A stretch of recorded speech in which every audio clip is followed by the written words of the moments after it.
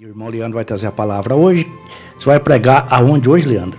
A gente vai falar um pouquinho mais de fé. Ah, de fé? Lembra que a gente tem falado, né? Nos últimos programas a gente tem falado de fé. Vamos falar um pouquinho mais de fé. Isso. Vamos ler aqui o texto de Efésios. Efésios. Né? No capítulo 2, a gente vai ler só o verso de número 8. Vamos lá, então. Efésios 2:8 nos diz assim: porque pela graça sois salvos, mediante a fé. E isto não vem de vós, é dom de Deus.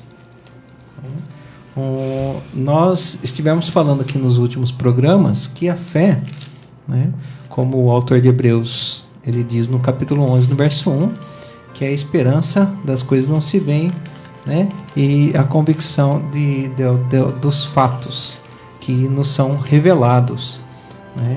E esses fatos que nos são revelados, nós entendemos pelo que nós expomos, pelo que estudamos aqui, meditamos nesses 2 últimos programas, que a fé, né, ela é fé em alguém, a fé bíblica. A fé bíblica, ela não é o pensamento positivo. Então, a fé bíblica, ela tem um objeto, e o objeto da nossa fé, ou seja, em quem nós temos fé, é em Deus. E é o Deus que se revela nas Escrituras. Então a Escritura é a revelação especial desse Deus que deixou para o seu povo em todas as épocas. Né? Então o conteúdo da nossa fé, pelo qual nós cremos em Deus, é a Escritura, os 66 livros, a Bíblia. Então nós entendemos também que essa fé ela é gerada no nosso coração pelo Evangelho, pela palavra de Deus, assim como o Paulo fala em Romanos, no capítulo 10, que a fé vem pelo ouvir e ouvir a palavra de Deus. Nós sabemos que o homem, né, ele sem Deus é aquele homem que, segundo o profeta Ezequiel descreve no capítulo 36, que é o homem que tem um coração de pedra. E o homem que crê em Deus, o homem que crê em Cristo, é o homem que teve o seu coração trocado. Então, o coração de pedra foi tirado por Deus e foi colocado um coração de carne. Né? Isso que o profeta Ezequiel nos diz no capítulo 36 do seu livro. E nós vemos aqui, nesse capítulo 2, que o homem sem Deus, no verso 1 desse mesmo capítulo, diz aqui que ele está morto nos seus delitos e pecados. Então, como que é o processo pelo qual Deus salva o homem? Né? O processo, o apóstolo Paulo nos diz aqui em Efésios, assim, né?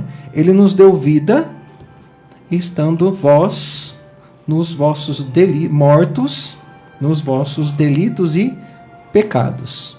Então, o homem sem Deus, ele está morto. Né? Lembra que a gente falou que a morte ela tem 3 aspectos? A morte ela diz respeito a um relacionamento com Deus que foi quebrado. A morte também diz respeito ao final desta vida aqui na terra. E a morte também diz respeito à punição eterna, o inferno. E essa morte aqui que o apóstolo Paulo nos fala no verso 1 do capítulo 2 de Efésios, está falando desse primeiro aspecto da morte, que é o relacionamento com Deus. Então, o homem sem Cristo, ele está morto. Né? Ele não tem nenhum relacionamento com Deus. Ele está debaixo da ira de Deus. Ele permanece condenado por causa da lei santa de Deus. Então, nós entendemos que quando Deus ele manda que a sua palavra seja pregada ao morto, essa palavra é aquela que cria a fé no coração desse morto. E nós precisamos entender que esse morto, ele não pediu, ele não buscou a Deus, esse morto não aceitou Jesus, esse morto, ele não quis Cristo. Esse morto não escolheu Jesus, não escolheu a Deus. Porque todos pecaram e destituídos estão da glória de Deus. Não há um justo, não há um sequer.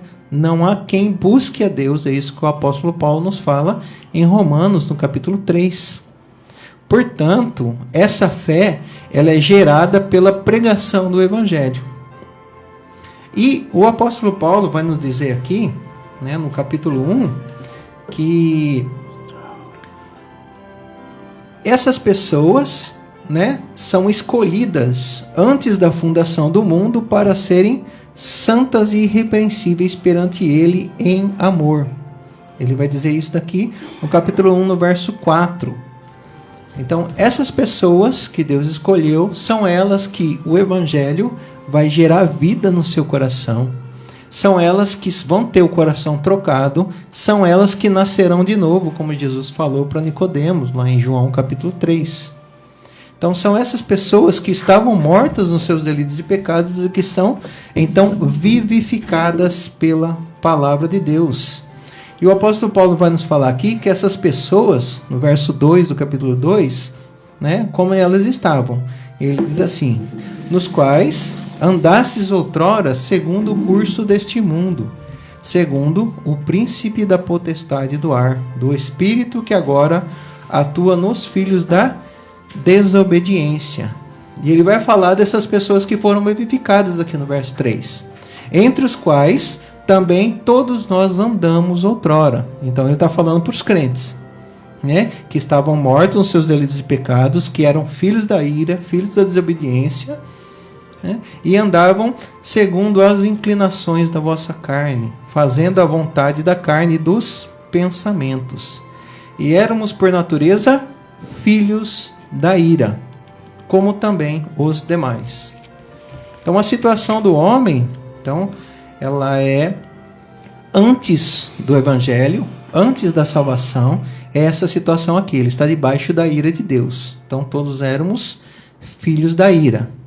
Então, Paulo, ele vai nos dizer assim, no verso 8, né? Porque pela graça sois salvos. E essa palavra graça aqui, ela vai se repetir mais 2 vezes aqui nesses versos próximos. E a graça, ela demonstra esse favor imerecido de Deus. Ou seja, não há nenhum mérito no homem para que ele seja salvo. A graça nos diz que é uma dádiva dada por Deus, não por recompensa, não por mérito, não por reconhecimento, mas por amor de Deus. E é isso que o Paulo vai continuar falando aqui, né? No verso 4 ele diz assim: mas Deus, sendo rico em misericórdia, por causa do grande amor com que nos amou, e estando, aí ele volta a falar da nossa condição, de como estávamos, mortos nos nossos delitos, nos deu vida juntamente com Cristo. Aí ele vai falar da graça. Pela graça sois salvos. E juntamente com ele nos ressuscitou. Então essa ressurreição aqui, que Paulo fala, é essa vida que nos é dada pelo Evangelho, pela palavra de Deus, pela graça, por causa do amor de Deus. E ele vai continuar aqui. Pela graça sois salvos, nos ressuscitou e nos fez assentar nos lugares celestiais com Cristo Jesus. Cristo agora ele reina nos lugares celestiais, ele reina agora à destra de Deus nos céus, né? E nós então estamos assentados com ele, ou seja, nós somos corpo de Cristo, nós somos filhos de Deus, nós somos co-herdeiros com Cristo, nós fomos adotados pelo Pai. E qual que é o propósito disso, né? Por que Deus nos salvou? Aí Paulo vai falar aqui no verso 7. Para mostrar nos séculos vindouros a suprema riqueza da sua graça. Então Deus é glorificado quando ele demonstra, né, através de Cristo, a salvação do seu povo. Ele vai continuar aqui. Em bondade para conosco em Cristo Jesus. Então, Paulo está falando aqui nesses versos qual é o motivo, né, dele ter nos escolhido antes da fundação do mundo para sermos. Então nós fomos escolhidos com um propósito, sermos irrepreensíveis em Cristo. Nós somos selados com o Espírito Santo, assim como ele diz aqui na mesma carta, no capítulo 1. E portanto nós somos povo de Deus. Pedro vai falar que nós somos geração eleita, né? Raça eleita, povo santo. Nós somos igreja de Cristo. E nesse verso, né, nos descreve o processo da salvação de forma bem simples. Porque pela graça sois salvos mediante a fé. A fé que Deus nos deu, a fé que é gerada pela sua palavra, a fé que foi criada no nosso coração, ela nos leva a ter uma resposta. E a resposta qual que é? É reconhecer que nós estávamos mortos, é reconhecer que fomos chamados pelo Evangelho, por amor de Deus, é reconhecer que a obra que nos justificou diante de Deus, do Pai, foi a obra de Cristo, é reconhecer que nós somos